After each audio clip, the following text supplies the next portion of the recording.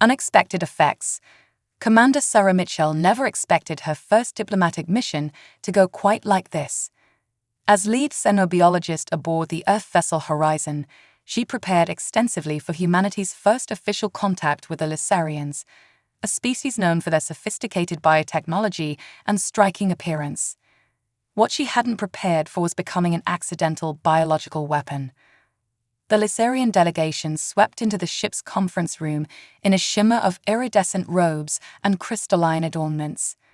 Their tall, willowy forms towered over the human crew, blue-tinted skin catching the light like polished opal. Sarah noted their distinctive features: large, multifaceted eyes, elegantly tapered fingers, and the bioluminescent patterns that rippled across their exposed skin. "Welcome aboard the Horizon," Captain Chen announced, stepping forward. "We're honored to host this historic meeting." The lead Lysarian, Ambassador Villara, inclined her head gracefully. "The honor is ours. Your species' achievements in reaching the stars have not gone unnoticed." Sarah watched the proceedings with professional interest, documenting every detail of their visitor's biology. But something seemed off. The female Lysarians kept stealing glances in her direction, their multifaceted eyes gleaming with unusual intensity. At first, she attributed it to simple curiosity about human females. Then she noticed their breathing patterns changing, their bioluminescent markings pulsing with increasing frequency. Ambassador Villara suddenly stumbled mid-sentence, catching herself against the conference table. "I apologize," she said, voice trembling slightly. "There's something unexpected." The other female Lysarians showed similar signs of distress, or was it something else entirely? Their male counterparts appeared unaffected, looking on with confusion as their colleagues grew increasingly agitated. "Dr. Mitchell," Captain Chen's voice cut through her observations. "You're our xenobiology expert. Any insights?" Sarah consulted her handheld scanner, frowning at the readings. "Their hormone levels are spiking dramatically, particularly those associated with attraction and arousal in their species. But I don't understand what's triggering it." "It's you," one of the Lysarian scientists blurted out, her crystalline accessories chiming as she trembled.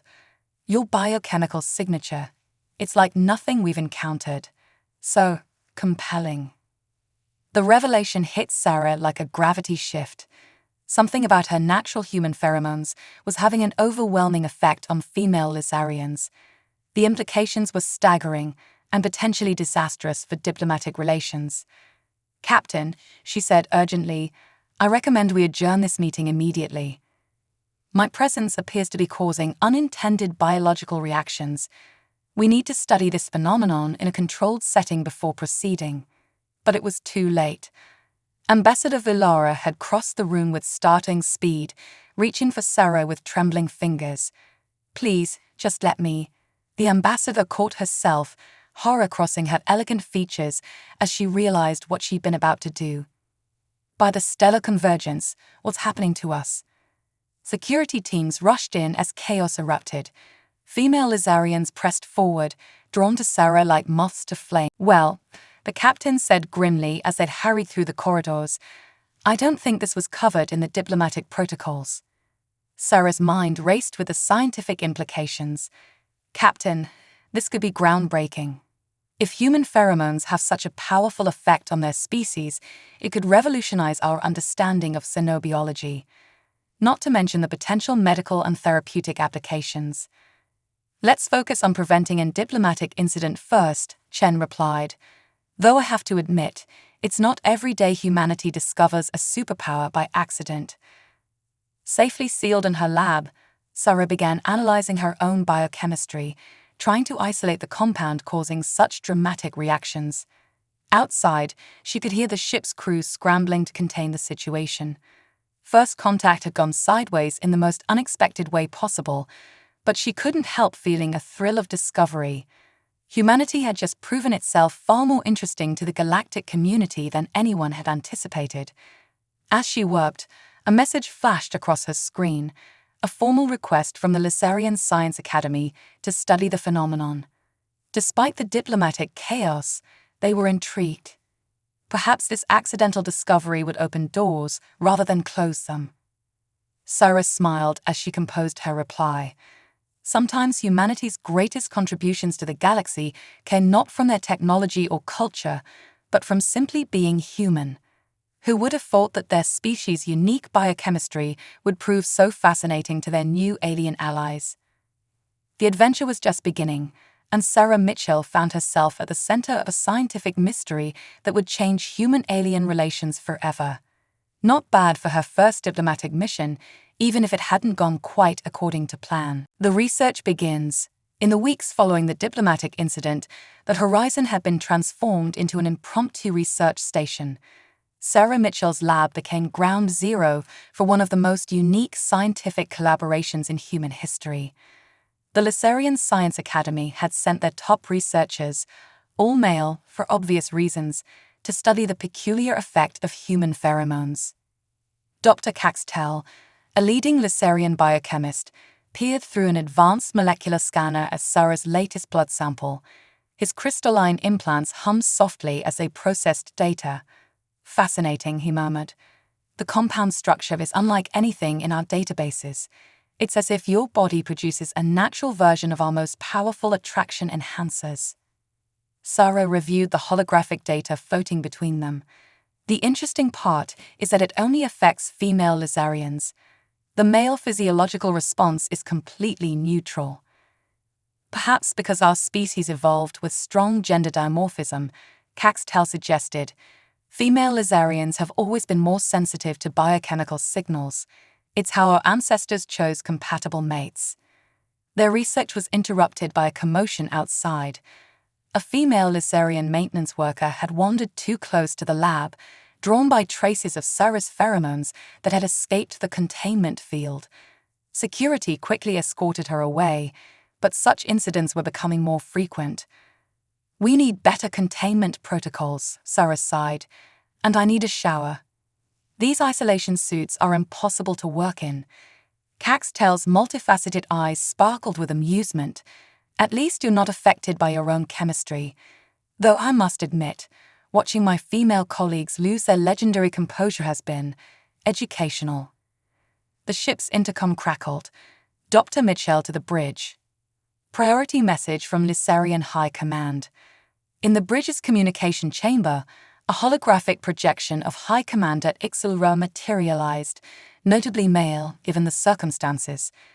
"Dr. Mitchell, your discovery has caused quite a stir in our scientific community, and some concern among our social architects." "I understand, Commander. We're working to fully understand the phenomenon and develop countermeasures." Actually, Ixilra's expression shifted to something like embarrassment. "We have a different request. Our population has been declining for generations due to decreasing birth rates. Early analysis suggests exposure to human pheromones might enhance Lysarian fertility." Sarah's eyes widened. "You want to study the reproductive implications?" "Under strictly controlled conditions, of course. The Lysarian Science Academy is prepared to establish a dedicated research facility, with proper containment and security measures." The implications were staggering. What had begun as an awkward first contact could lead to helping an entire species overcome their fertility crisis. But the ethical considerations were equally massive. "I'll need to consult with Earth Command," Sarah said carefully. "This goes beyond simple scientific research." "Of course," Ixilra inclined his head. "But consider this, your accidental discovery might save our species from gradual extinction. Sometimes the greatest advances come from unexpected places." After the communication ended, Sarah returned to her lab, mind racing. Caxtel looked up from his work, noting her expression. "Important news." "You could say that." She began pulling up their research data. "How would you feel about expanding our study to include reproductive biochemistry?" Caxtel's crystalline implants pulsed with interest. "You mean, Oh, the fertility implications. Yes, several of my colleagues have already theorized."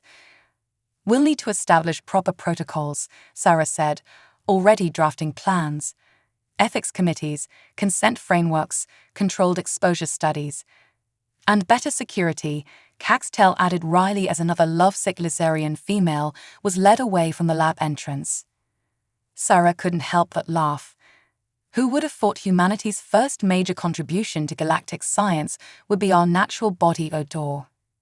Your species continues to surprise us, Caxtel replied, though perhaps we should focus on synthesizing the compound rather than relying on your personal emanations. Agreed. I'd like to be able to walk around the ship again without causing a riot. They worked late into the ship's night cycle, laying the groundwork for a project that could change the course of Lizarian history. Sarah couldn't help but feel a sense of profound responsibility and excitement. Sometimes the most important discoveries came from the most embarrassing beginnings. As she finally prepared to retire to her quarters through a specially filtered corridor, Sarah reflected on the strange turn her career had taken. She'd hoped to make her mark on Xenocients, but becoming a walking aphrodisiac hadn't been quite what she had in mind. Still, if it meant helping an alien civilization overcome their greatest challenge, she could live with the awkwardness. After all, that's what science was about, turning unexpected observations into world-changing discoveries, even if those discoveries came with some rather unusual side effects. Crisis points. The Lizarian Research Facility was a marvel of alien architecture, its crystalline spires reaching toward the purple sky of their homeworld. After 3 months of intensive study, Sarah had relocated here with a small team from the Horizon. The facility's containment systems were far more sophisticated than anything they could manage on the ship, allowing for safer research conditions. But today, those systems were being pushed to their limits. Containment breach in Sector 7. The alarm blared as Sarah rushed to the control center. Multiple subjects showing extreme behavioral changes. Through the monitoring screens, she watched in horror as a group of female Lizarian researchers fought against their restraints. They had been part of a controlled exposure study, but something had gone wrong. Their bioluminescent patterns were flashing in chaotic patterns, their usually elegant features contorted with desperate need. What happened? Sarah demanded, scanning the readings. The exposure levels were within safe parameters. Dr. Caxtel's fingers flew over the control panels. It seems the synthesized compound has mutated. The molecular structure is evolving somehow, becoming more potent. Impossible, Sarah muttered, but the evidence was clear. The artificial version of her pheromones, intended to be more controllable than the natural compound, had developed unexpected properties. Shut down the ventilation system, full quarantine protocols. But it was too late. The modified compound had already spread through several laboratory sectors. All across the facility, female Lizarians were being affected, their behavior becoming increasingly erratic. Even the heavy-duty isolation fields were struggling to contain them. "This is Dr. Mitchell to all security teams," Sarah broadcast. "Implement emergency protocol Omega. Get every affected individual to the stasis chambers immediately." As chaos erupted around them, Sarah noticed something even more alarming. The male Lizarians, previously immune to the effects, were beginning to show signs of discomfort. Dr. Caxtel himself was sweating, his crystalline implants pulsing erratically. "The compound isn't just mutating," he gasped. "It's adapting to our biology, learning, growing stronger. We never considered the possibility that it could evolve." Sarah's mind raced. They had been so focused on studying the compound's effects that they hadn't properly considered its stability. Human biochemistry was notoriously complex, full of feedback loops and adaptive mechanisms. Had those properties somehow been transferred to the synthetic version? "We need to neutralize it," she decided.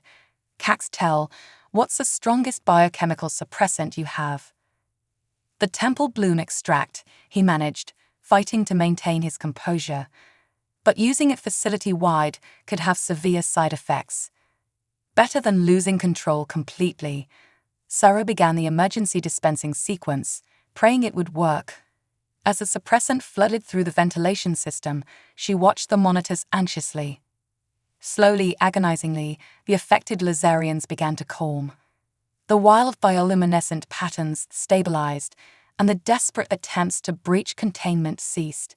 In the stasis chambers, vital signs returned to normal. But the crisis had revealed a devastating truth. Their attempt to help the Lazarians might have created something far more dangerous than they'd imagined.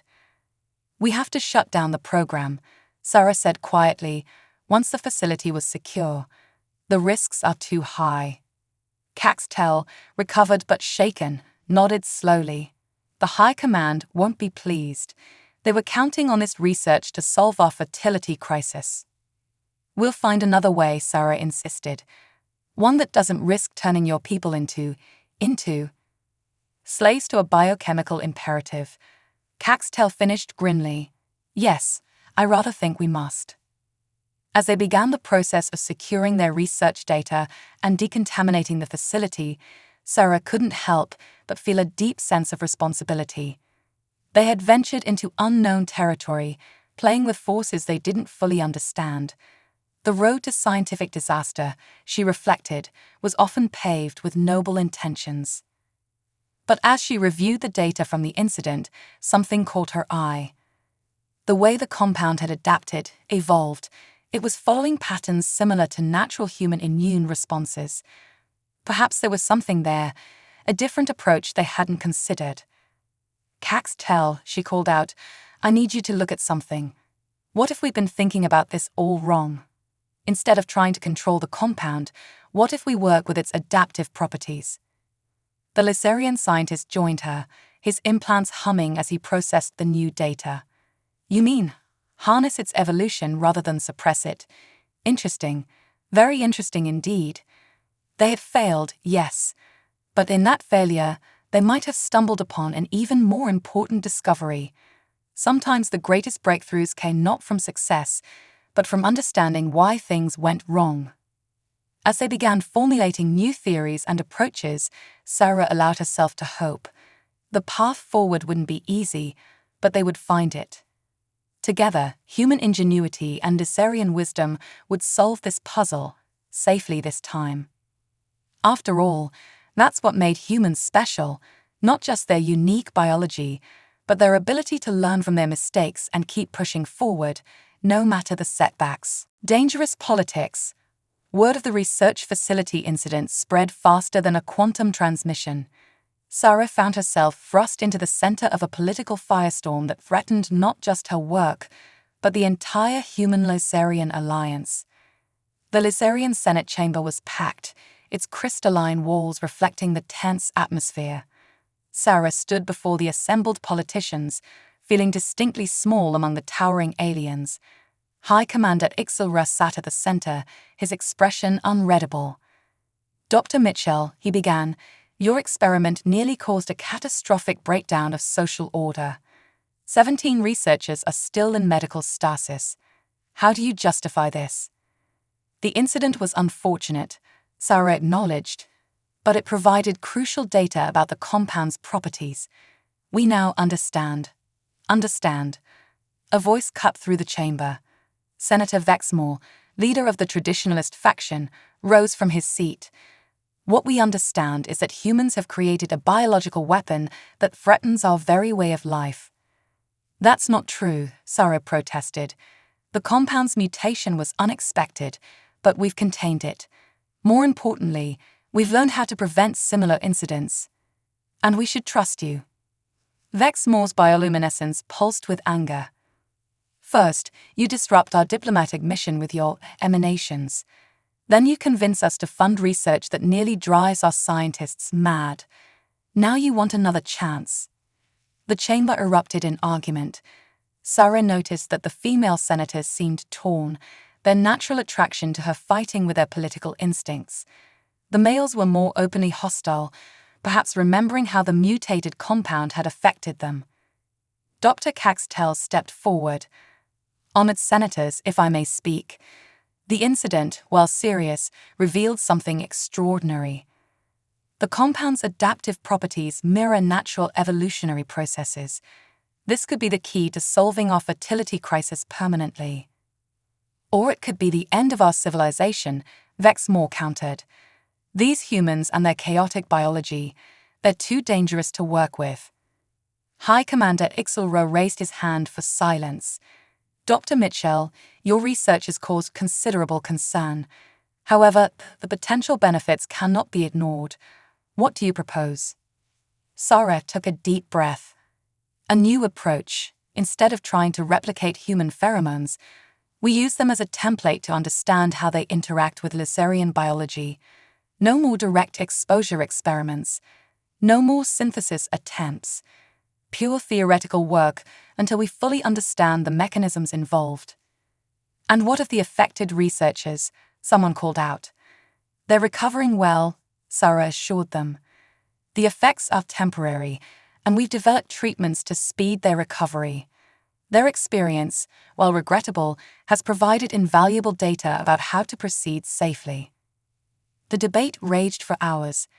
Sarah stood her ground, defending her work while acknowledging its risks. Finally, High Commander Ixelra called for a vote. The research will continue, he announced, but under strict new protocols. Dr. Mitchell will work with our best minds to ensure safety while pursuing this promising avenue of study.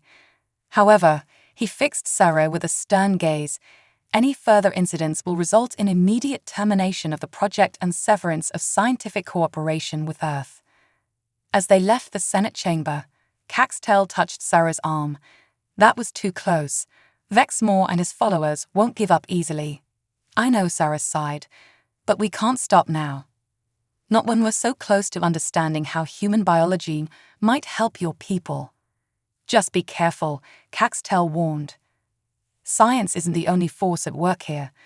There are those who see your presence as a threat to our traditional ways. Sarah nodded, watching the senators disperse.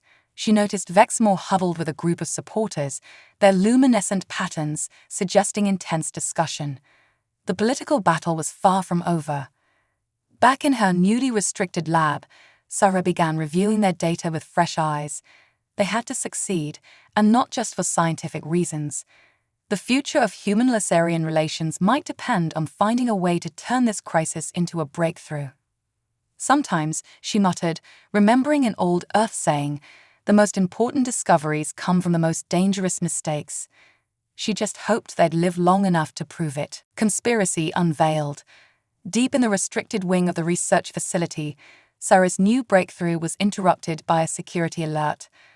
Her personal scanner detected an unauthorized chemical signature. Someone had released a modified version of her pheromone compound into the building's secondary ventilation system. Computer, seal the lab. Full containment protocol. She activated her emergency breather unit just as alarms began blaring throughout the facility. Through the observation windows, she watched in horror as chaos erupted. Female Lycerian staff members began exhibiting extreme behavioral changes, more severe than anything they'd seen before. But this time, something was different. The affected Lycerians weren't just displaying attraction responses, they were becoming aggressive, violent. Dr. Mitchell. Caxtel's voice crackled over the comm. Someone sabotaged the containment systems. This isn't a natural mutation. The compound has been weaponized. Sarah's blood ran cold. She'd feared something like this might happen, but the reality was far worse than she'd imagined. Can you trace the source? Working on it. But Sarah, there's more. The security feeds show Senator Vexmore's people entering the facility last night. They accessed the sample storage. The pieces clicked into place. The traditionalist faction hadn't just opposed their research, they'd planned to use it to discredit humanity entirely. What better way to end human-Lycerian cooperation than to prove how dangerous human biology could be? We need to get this under control before anyone gets hurt. Sarah pulled up the facility schematics. The central purification system might be able to neutralize the compound, but someone needs to reach the control room. The corridors are full of affected staff, Caxtel warned, and the security teams are overwhelmed. Sarah studied the ventilation layout. There was another way. through the maintenance tunnels, but it would mean exposing herself to the weaponized compound. Caxtel, can you remote into the lab systems? I need you to synthesize the strongest dose of suppressant we have. I'm going in. Sarah, no. The concentration's out there, even with protection. We don't have a choice. More lives will be lost if we don't stop this now. The next 20 minutes were a blur of cramped tunnels, emergency lighting, and the constant fear of discovery. Sarah's breather unit could only filter so much, and she could feel the compound's effects trying to overcome her natural immunity. Her head pounded, vision blurring at the edges. Finally, she reached the central control room. As she began the purification sequence, the door burst open. Senator Vexmore himself stood there, flanked by his supporters. How predictable, he sneered. The noble human, trying to save everyone. But you've played right into our hands. When the dust settles, everyone will see what a threat your species really is. You engineered this crisis, Sarah accused, fingers still working the controls. Your own people are suffering. A necessary sacrifice to preserve our way of life. Humans are a corruption that must be purged before. He never finished the sentence. A stun blast caught him squarely in the back. High Commander Ixelra stepped through the doorway, weapon raised. I suspected you might try something like this, Vexmore, but attacking your own people, that's beyond even what I imagined. Sarah completed the purification sequence as security teams swarmed the room. Throughout the facility, air scrubbers hummed to life, clearing the weaponized compound. Medical teams began treating the affected staff. Hours later, in a secure conference room, Sarah faced the High Commander. The evidence is clear, he said gravely. Vexmore and his followers will face justice for their actions. What about the research program? It will continue, with increased security. Your actions today prove that humans can be trusted, even in the worst circumstances. The Senate has voted to expand funding for a new facility, one dedicated to peaceful applications only. Sarah nodded tiredly. They'd averted disaster, but the cost had been high. Trust between their species would take time to rebuild. But as she watched medical teams administering the treatments she'd helped develop, she saw hope. Sometimes the worst crises brought out the best in both humans and aliens. They'd face the challenges ahead together, stronger for having overcome this test. The future of human-Laserian relations was secure, not despite their differences, but because they'd learned to understand and respect them. Breakthrough. 1 year after the sabotage incident, Sarah stood before a different kind of Laserian gathering. The new research facility's presentation hall was filled with scientists, doctors, and officials from both species.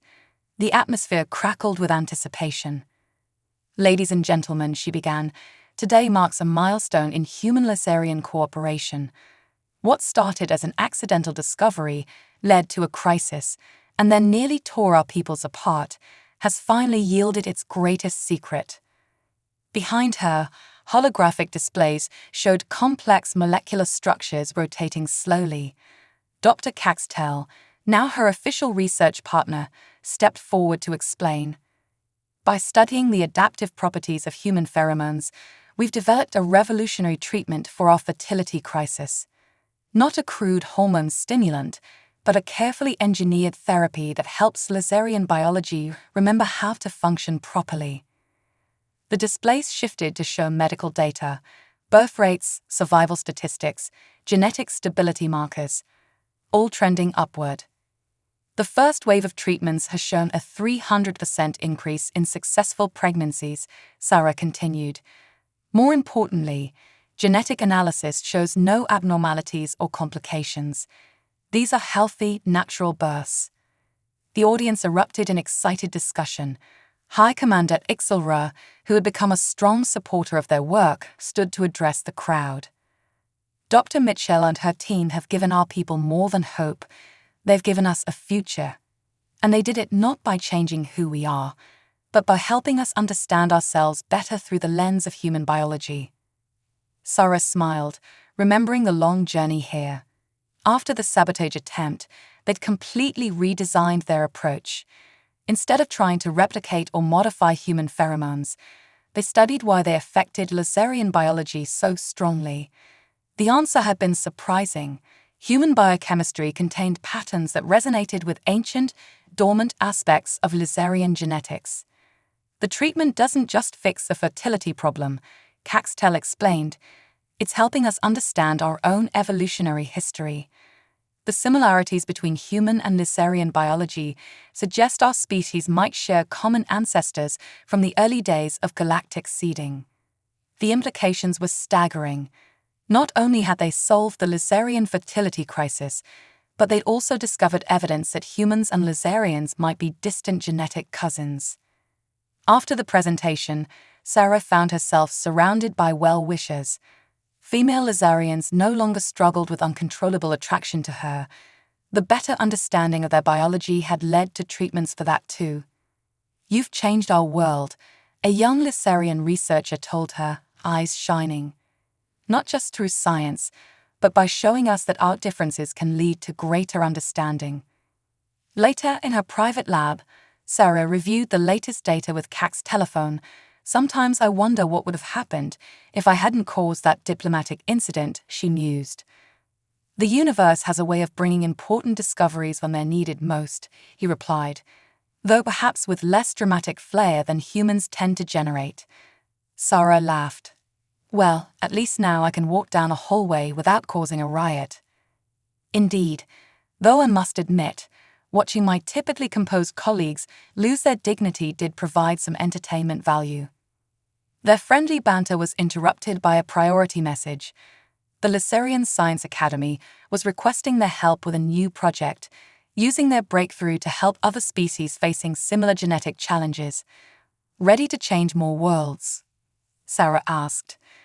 Caxtel's crystals pulsed with excitement. "As long as you promise not to accidentally create any more biological chaos." "No promises," Sarah grinned. "After all, that's how humans make their best discoveries." New horizons. 5 years after the breakthrough, the Lizarian homeworld had transformed. Birth rates had stabilized, their population was growing sustainably, and the new generation showed remarkable genetic health. But for Sarah Mitchell, the most significant change was yet to come. "The Galactic Council has approved our proposal," High Commander Ixelra announced in the crowded auditorium. "The Human Lizarian Xenobiology Institute will become the galaxy's premier research center for cross-species medical advancement." The massive new facility gleamed in the holographic display, a symbol of partnership between their peoples. Sarah's accidental discovery had evolved into something far greater than anyone could have imagined. "Already, 3 other species have requested our help with genetic challenges," Sarah addressed the audience. "The techniques we developed here can be adapted to help countless civilizations." Dr. Caxtel, his crystals now bearing the prestigious marks of a senior research director, added, "Our work proves that biological differences between species aren't barriers, they're opportunities for understanding." The institute would house researchers from dozens of worlds, all working together to unlock the secrets of their various biologies. Sarah's team had already begun training a new generation of xenobiologists, humans and Lizarians working side by side. "To think," she told Caxtel later, "all this started because I accidentally made some aliens fall in love with me." "The greatest discoveries often have humble beginnings," he replied, "though perhaps next time we could skip the part where I almost lost my mind to weaponized pheromones." They shared a laugh, comfortable in their years of friendship and collaboration. The old fear and awkwardness between their species had been replaced by genuine understanding and respect. A group of young researchers, human and Lizarian together, passed by, deep in discussion about their latest project. Sarah watched them with pride. This was her true legacy, not just solving one species crisis, but building bridges between worlds. "Ready for our next challenge?" she asked Cax's telephone. "I hear the Centauri have an interesting problem with their neural chemistry." "As long as you promise not to accidentally cause any interstellar incidents this time." Now where would be the fun in that? The future stretched before them, full of possibilities. Humanity have found its place in the galactic community not through military might or technological superiority, but through their unique biology and adaptability. Sometimes the best way to reach the stars was to simply be yourself, even if that meant accidentally turning a few heads along the way.